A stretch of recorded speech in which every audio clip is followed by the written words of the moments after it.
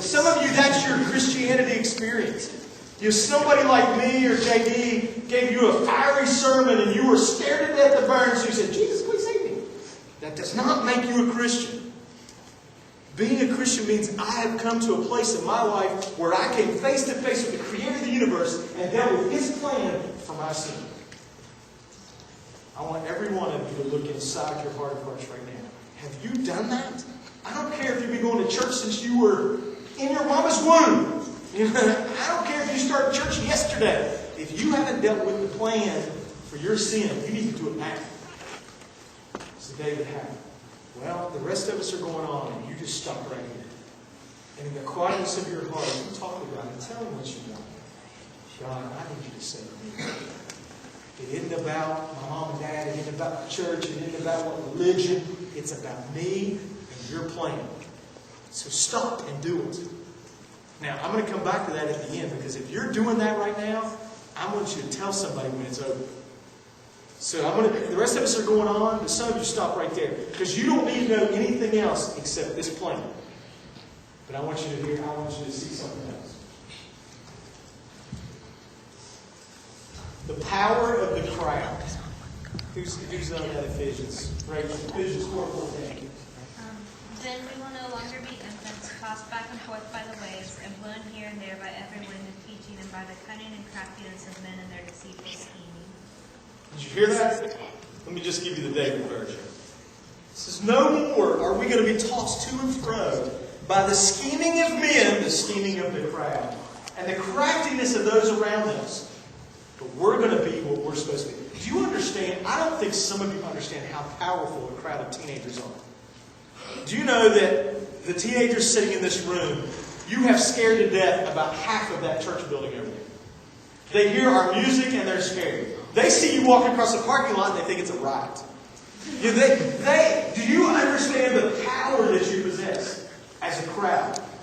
Sometimes I think we forget that. And here's what I know about some of you.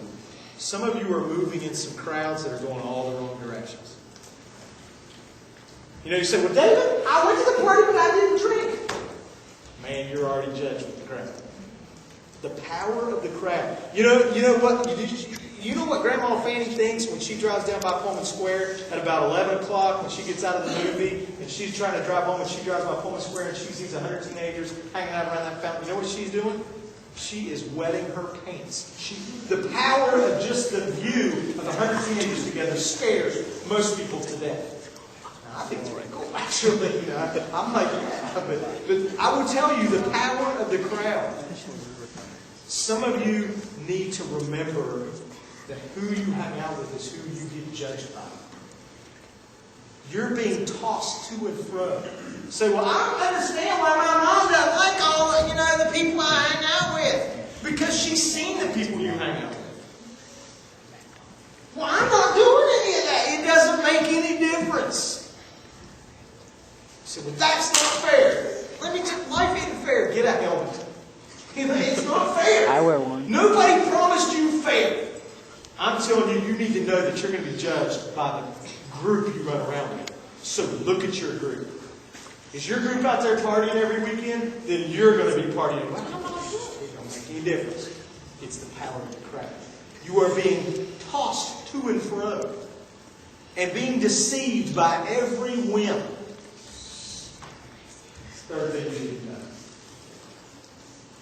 You need to know your position. And thank you, JD, for correcting my spelling.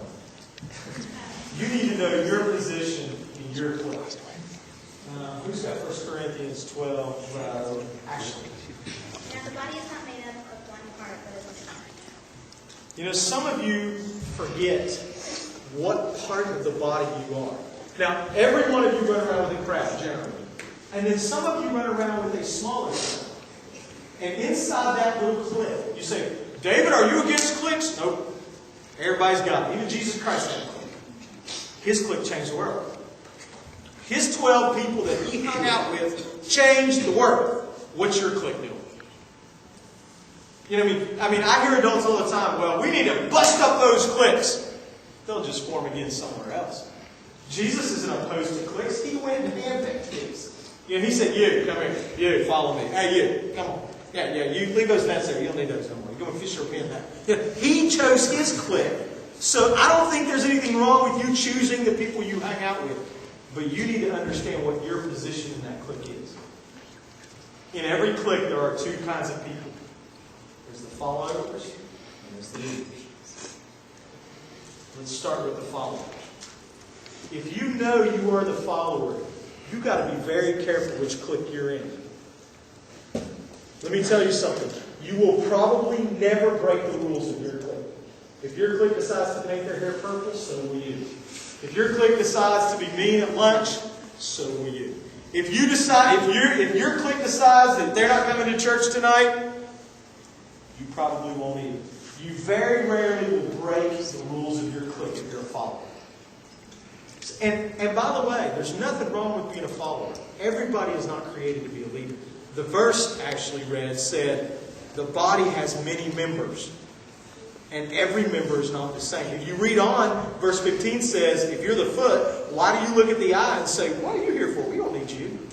Every piece of your body is important and plays a role. If you are the follower in your clique, you need to evaluate who's the leader of your clique and where am I going with my clique. Let me tell you something. There's some of you in here, and now it's personal. I'm not talking about out there. I'm talking about you guys. There's some of you in here that your clique went that way, and you were the follower, and you went right along, and you are missing lots of really good things for your life. You are missing God's plan for your life because you are following somebody in your clique that's going the wrong way. There is nothing wrong with being a follower. As a matter of fact, there's very few leaders. In a group of 100, there's probably 10 of you or less that are true leaders. The rest of you are followers, and that's okay. But as a follower, you have to remember your position in the clique, and that you have responsibility to do what's right, even if your clique does not. Now I want to speak to that small group in here of leaders. And it's a small group, I will tell you. In our group, we've got maybe 10 leaders. Let me tell you, leadership shows itself whether it's good or bad. Leadership always rises to the top. Those of you that are cut out, you say, well, David, I don't know if I'm a leader. When you walk in the room, do you decide what we talk about? Do you decide where we go on Friday night? Do you decide if you're having a good day, does everybody have a good day? If you're having a bad day, does everybody have a bad day? You're probably the leader of the pack. Let me tell you something. Leadership, good or bad, shows itself. And if it's bad, you're taking everybody with you. Hear me. Hear me clearly. If God's gift is a leader, and you're that leader, then be a good one. I'm still shocked sometimes that people in our group that are leaders think that they can drop out of the group and not affect anybody. It's happened to us more than once. It'll probably happen to us again. If you guys stop for a second, you can think of some leaders that were in this group a year ago that aren't here now. Some of you are here because of them. They're the ones at school that said, you need to come to church with me. They were the leader. And now they fell off the wagon, so to speak. And it left a gaping hole in your heart because that leader fell off the bin. Let me tell you something. There's some of you in here that are leaders and you're falling off the train. You're not going the right direction. And you are taking people with you. I want you to understand, as the leader, God holds you responsible. Do you know the scariest part for me and for JD and some of these other guys that teach up here? Do you know the scariest part is that as soon as we open our Bibles, according to Hebrew, as soon as we open this Bible and we say, if that's right, that's not it. And we say, this is what God says. Do you know that God holds us responsible for the well-being of your soul? As the leader of your clique, God is going to hold you responsible for where your clique went. There's going to be a time and a place where I'm going to have to stand before the Creator of the universe and say, this is what I did with the leadership you gave me. For those 10 of you in here that are leaders, where's your clique going? Where's it going? You need to take a serious look. Because some of you think, I didn't ask for this responsibility, and if they follow me, that's their own dumb luck.